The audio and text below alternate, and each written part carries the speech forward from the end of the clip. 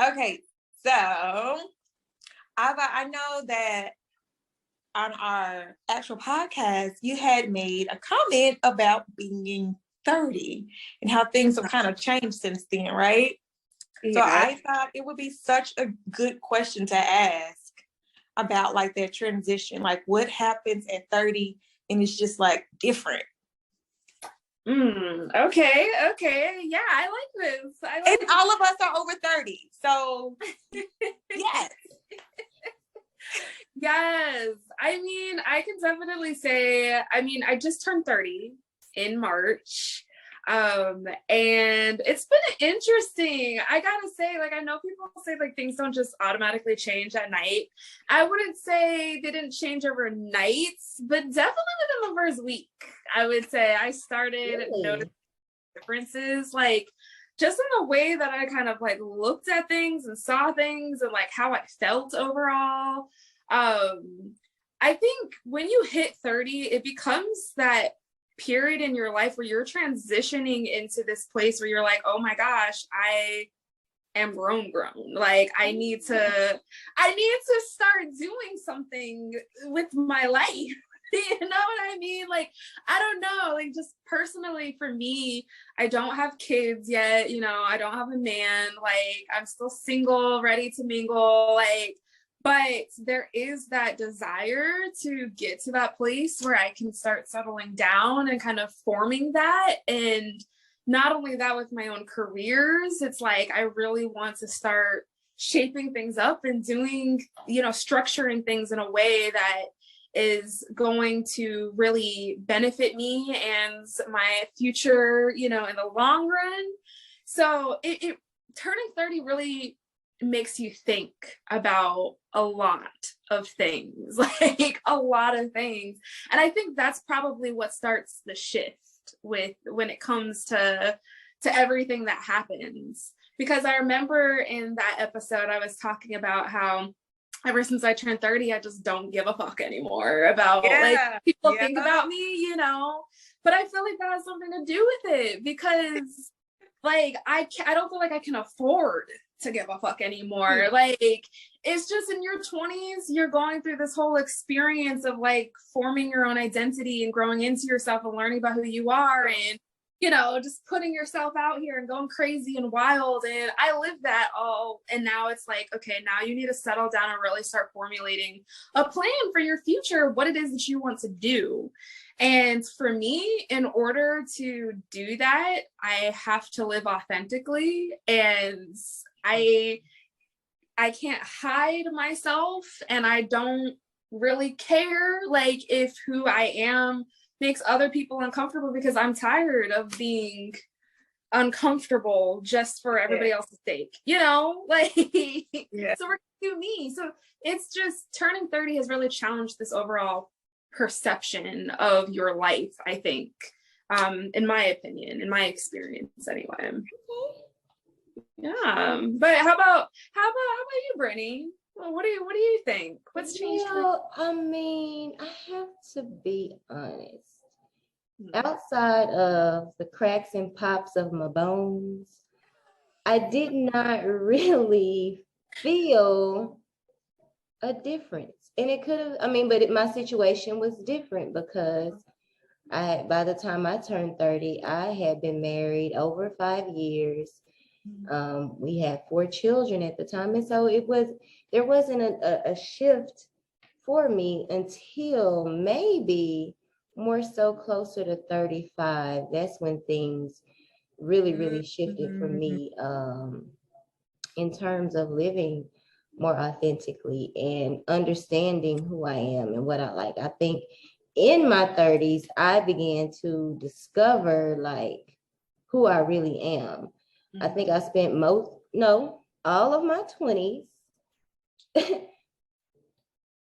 projecting an image that I thought other people would find acceptable, that other people would be pleased with. And once I kind of got in my 30s and I started going through new life experiences, that's when, and that didn't happen it didn't even happen shortly after I turned 30. Like it really got close to 35 when it really changed for me, when my mindset changed, and it was more so, you know, I'm owning who I am and accept it or not, but this is me and I accept it.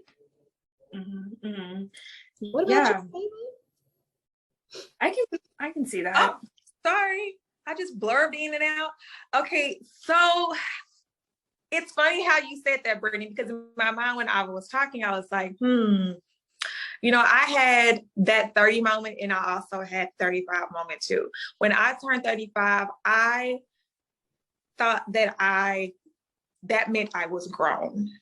You Right. know, like 35 was like, you know, It's I'm no official. longer a child. Yes. It's That in my head, I was like, you can't tell me nothing now because I've actually been through something. So you can't say, well, keep living.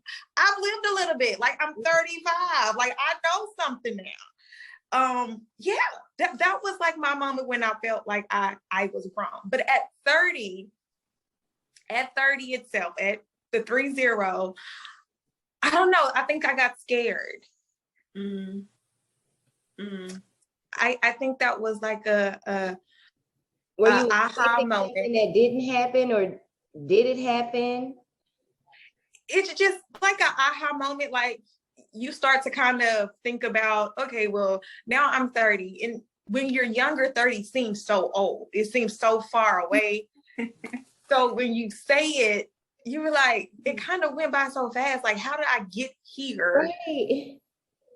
And you scratching your head like this is not where I thought that I would be at 30. Oh yeah, I had the same thought. I was literally like, I'm about to be 30 like this week, and this is not where I saw myself being at all. But I feel like that's where it like hits the trigger of I've got to start formulating like a life for myself. Yeah. But then, you know, Brittany, I get it, because I think it really kind of does depend a little bit about where you are in your life. I mean, for you, you've already had kids, you know, you've got a relationship, like, so I think it was a little bit different for me, like, because I had seen myself having the kids and having the relationship and a career that was popping off by the time I was 30, you know? So the fact that I got to 30 and I didn't have that yet, I was sitting there like, well, what the heck? You know, like, Did I miss something? No, like, yeah, like not that I felt like I coasted through my 20s, because I absolutely lived my 20s. Okay. But it just it made me feel weird that a whole decade had went by and everything that I had thought, you know, that was supposed to happen or that I wanted to happen just didn't happen. And it was very frustrating. It was really frustrating for a while. I had to mentally pull myself from beating myself up for the fact that I wasn't where I wanted to be by the time I hit 30, you know? And so now I'm cool with it, because I'm actually really excited, because I'm like, well, girl, then this is your decade, you know? Then this is your decade to turn up and make the things that you really want to happen, like your focus, you know? So I'm no longer weird and depressed and sad and upset about it. And now I'm actually really looking forward to everything that, you know, has to unfold. But hearing both of you talk about, you know, hitting 35 and that's another stage too, I'm like, oh, Yeah. okay. Yeah, it's different with the 35. It's like, okay, you know what, even if I don't feel it, baby, it's real. You're grown. Okay. I think for a lot of my adult years, I've always felt young in spirit. Not to say that I acted immature per se, but I never felt aged. You know what I mean? But when you hit 35, it's like, okay, I'm 5 years away from 40. What am I doing? Okay. What am I doing? What do I want to do? You know, and if and it's a good time. I think even 35 is that if you want to recreate your life and start over, really any moment, but 35 is a good starting point. If you want to recreate or revisit something or restructure your life, you're at that age. And I think a lot of people are at that maturity level where you can do that and do it authentically. Right. And yeah, and just kind of going off of what Quayla had mentioned too, about how, you know, you get to that point where you're kind of sitting there like, you know, it seems so old. When we were younger, like 30 just seemed like it was, you was hitting, you know, you was hitting the age bracket. I mean, obviously you're really not. One of the things that I've loved seeing is how so many people who are way older than us, I'm talking about 60s, 70s, 80s, Yeah. are taking on new things that they never saw themselves doing, restarting careers, building families, you know, building lives that, you know, society would think normally you should do in, you know, your prime, like when you're younger. But it's encouraging. It's encouraging to see it because it lets you know, like, you know, even though, yes, I do want to achieve all these things in 30 or at 30 or in my 30s, I'm very aware of the fact that everything that I want to happen may not come to me in my 30s. And so I'm also doing my best to give myself room to be okay with the process that is supposed to be for me. And but yeah, I'm looking forward to it. Let's go, you know. Yeah, I mean, I look at it like you know, life really is a journey, right? So you literally have the rest of your life, however long that is, to achieve your goals, you know. Right. I think being in my 30s really helps me to put that in perspective and to actually live more. But I do notice that in society, for both men and women, there's this pressure that by your 30s, you have to have it all figured out. And the truth of the matter is that that's just not the case for a lot of people. Being in your 30s is really still young when you think about it. And there's still a lot more to learn and grow from and to experience. So, but now you have that extra level of experience and maturity to partner with you know, your goals so that you can actually execute them and complete them. Because that was the biggest thing for me, is starting things and not completing them. But as I've gotten older, especially after 35, that's become more of a priority for me. I agree.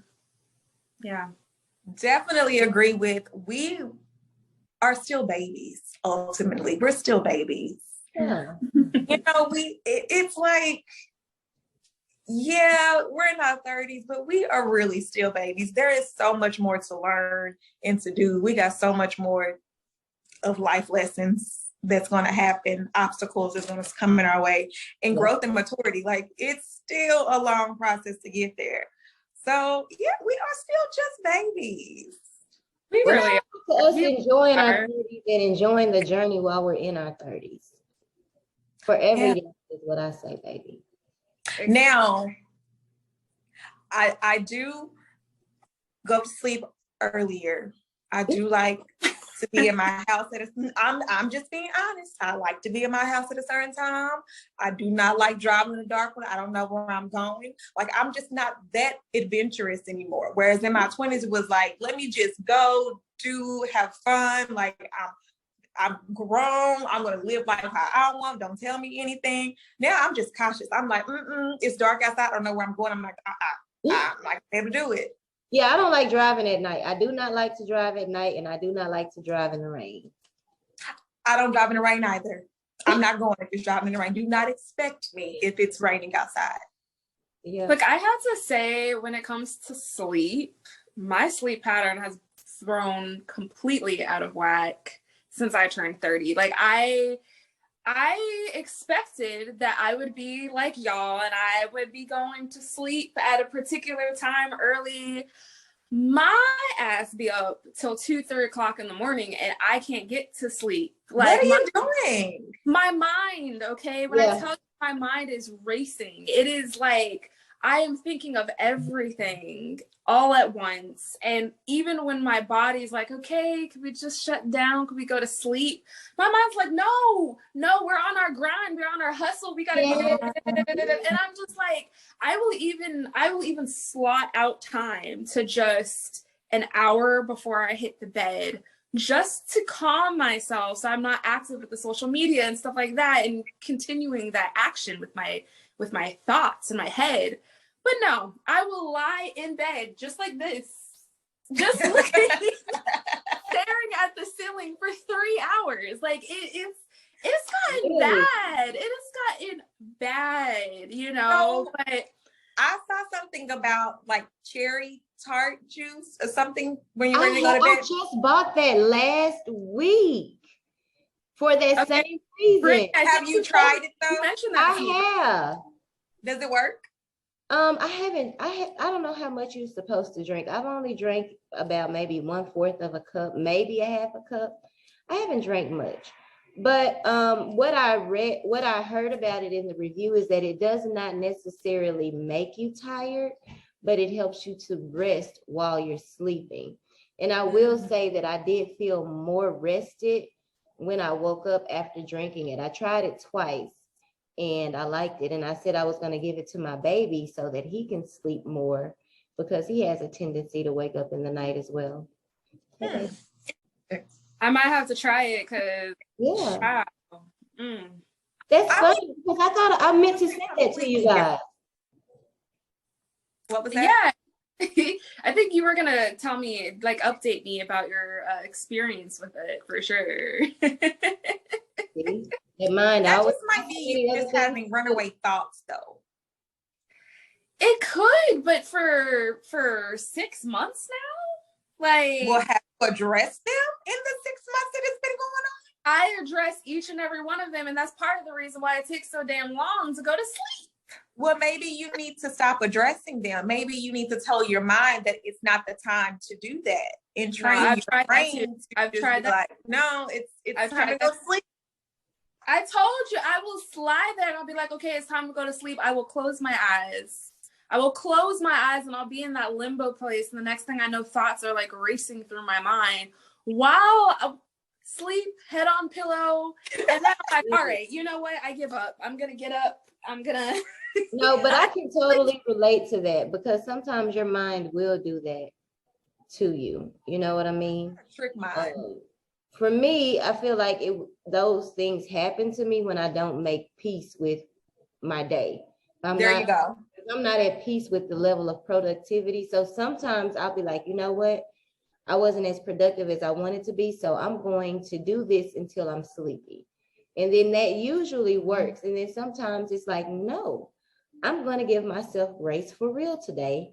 And I'm just not going to do anything else because I'm honoring my body. I'm honoring the fact that I need rest. So I mean, that's fine. That's cool and all, but I'm very productive through my days, like extra, like maybe over like too much. But I literally will try to seclude a portion of the evening to not be productive, just so that I can wind down and not doing anything. But I think the biggest thing for me is I have so many things I want to do, and I have not even in a day. But I'm talking about like future things, and I'll have ideas just spring to life like in the middle of the night, you know? And you think that has something to do with you turning 30? All I can say is that since I've turned 30, this has been an issue. That's all I can say. I don't know for certainty that it's a 30 thing, you know, and maybe there's some people out there who can let me know if you know, they're experiencing it or not experiencing it or whatever. But for me, ever since I've done that, it's been a lot harder for me to get sleep. Like a lot harder for me to get sleep. Now, when I go to sleep, I'm rested. I'm out. Like that's it, you know. But the descent to sleep has become quite an issue for me too. But you know, besides that, like I would just say my knees. I can't drop it like it's hot like I used to. Okay, I don't know how I feel about that. That makes me feel weird. But that's all in your mind. That's all in your mind. You could if you wanted to. You see ladies like Beyonce and Sierra still got it, and they do. But you see, they put that into practice often. They put it into practice often. I think I absolutely do it as long as I was doing it often. Like if I made it a point to go to the club every night and get down, my knees would probably be fine. But I don't do that anymore because that was my 20s. Like I could not. I actually went to a club recently and I stood there and I was like, but nothing is happening. Like nobody's entertaining me. Like literally nothing happened. And I was like, this is how I know I don't need to be here because I am bored. The club scene really is not my scene anymore, to be honest with you, either. Yeah, it's so boring. Because I used to put my feet through the ringer. Like I would literally get dressed, put on some cute heels. They are the most painful heels that you could wear. And I would put them on and I would ignore my feet barking at me. But people don't do that anymore, Brittany. No, I tried that this morning for the photo shoot and I was so ready to hop up out them heels. I'm like, I gotta give these away. Because I will never wear these in public. Like I can't last 2 minutes. But this is the thing. Now in the day that we're in, you don't wear that type of stuff to the club. You wear that to like brunch, like a nice dinner or something. But you don't wear that to the club. Like when you go out, people are not wearing that to the club. They're not wearing that when they're in bars and stuff. They dress down. Converse on. They got the Well, then I might need to consider going to the club because these heels, baby, I might have to skip brunch and go to the club because there are certain heels that I can and will wear, right? But these outrageously high heels, and I just don't want to walk around looking like a duck because I can't do it. Like my knees don't straighten all the way. I have to keep them bent because I just can't. The heels are too much for me. They're cute, but they're too much. So I gotta sell them or give them. I don't know. I still love me a pair of heels. Me too. Heels. I'm more of I like wedges. I'll do wedges and I like them too. And I'll do the block heels. But these they're maybe, if they're not too high, like maybe 3 inches or something like that. But well, I'd be interested to hear more opinions about life after 30 and what that's like for others because I mean, I'm only 6 months in, but it's I know there's some really interesting experiences out there. Yeah. Turning 30, you've applied more pressure to yourself. I don't know if I've applied more pressure as much as I've applied more initiative. Yeah. I think I'm just like, I feel like I'm pressuring myself less, if that makes sense. It's like when I was in my 20s, I feel like I was pressuring myself to meet a timeline way too often. Like I was doing me and I was, having fun, but it was like, I was so constantly worried about, I need to have kids by the time I'm 30. I need to get married by the time I'm 30. I need to do this by this time and that time and And I was just like, now I'm just like, maybe when it comes, it comes. Like in the meantime, I'm gonna just do me. I'm a sit here and do my best to make this coin and like put myself in a good position so that whenever those things do come along, like I will be in the best position to receive them, That's my mindset now. So I wouldn't say pressure as much as I definitely take more of an initiative to make things happen for me in a more easy, beneficial, flowing type way. Go with the flow. I go with the flow.